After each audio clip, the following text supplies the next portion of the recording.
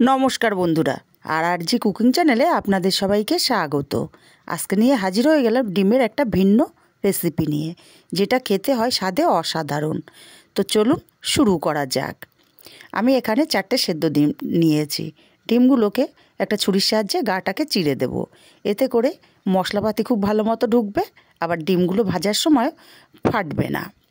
डिमगुलो सब गाये आमी चिड़े नियेछि।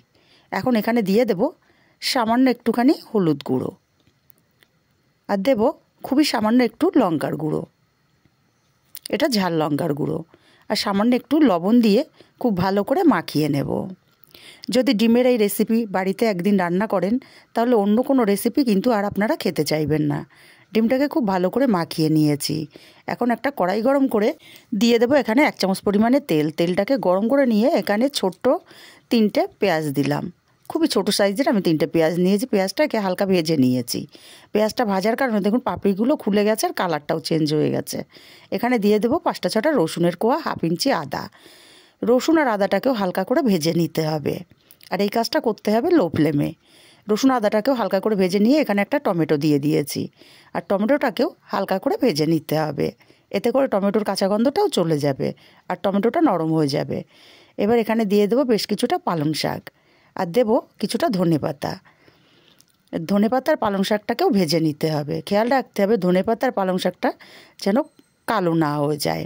ধনেপাতার পালং শাকটাকেও ভেজে নিয়েছি, দেখুন একদমই কমে গেছে। এবার এখানে দিয়ে দেব 5টা থেকে 6টা কাজু বাদাম।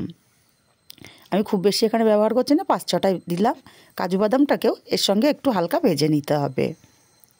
হালকা করে ভেজে নিয়েছি।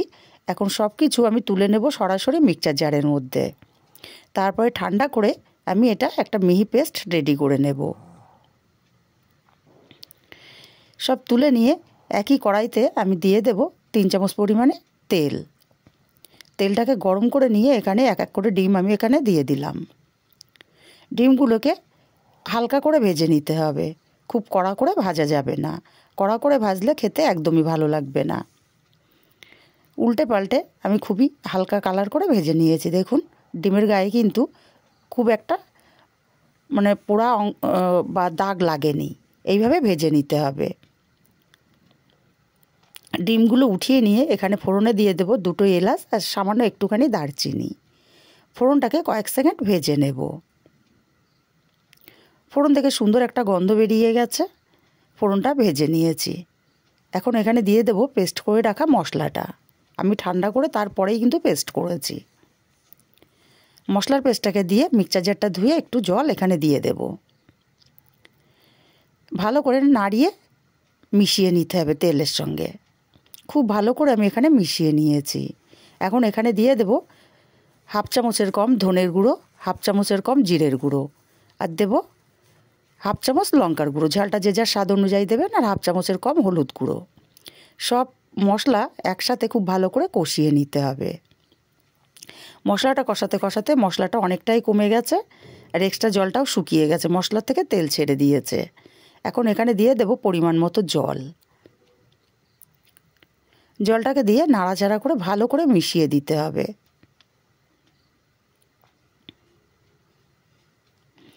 বন্ধুরা রেসিপিটা যদি ভালো লাগে অবশ্যই একটি লাইক দিতে ভুলবেন না। এবার দিয়ে দেব এখানে স্বাদ মতো লবণ। লবণটাকে দিয়েও নাড়াচাড়া করে খুব ভালো করে মিশিয়ে দেব আর তরকারিটা ফুটে ওঠার অপেক্ষায় থাকবো।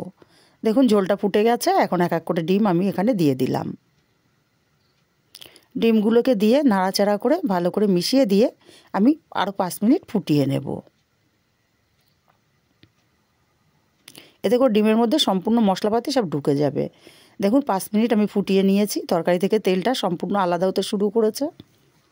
এখন এখানে দিয়ে দেব সামান্য একটু গরম মশলার গুঁড়ো আর গরম মশলার গুঁড়োটাকে দিয়ে ভালো করে নাড়াচাড়া করে মিশিয়ে নিতে হবে। খুব ভালো করে আমি নাড়াচাড়া করে মিশিয়ে নিয়েছি। এখন আলাদা পাত্রে আমি তুলে নিচ্ছি। রেসিপিটা যদি ভালো লাগে একটি লাইক ও কমেন্ট করতে ভুলবেন না। কাছের আত্মীয় স্বজন বন্ধুবান্ধবের কাছে শেয়ার করতে ভুলবেন না। আর যারা এখনও আমার চ্যানেলটি সাবস্ক্রাইব করেননি তারা অবশ্যই চ্যানেলটি সাবস্ক্রাইব করে আমার পাশে থাকবেন, আমাকে সাপোর্ট করবেন।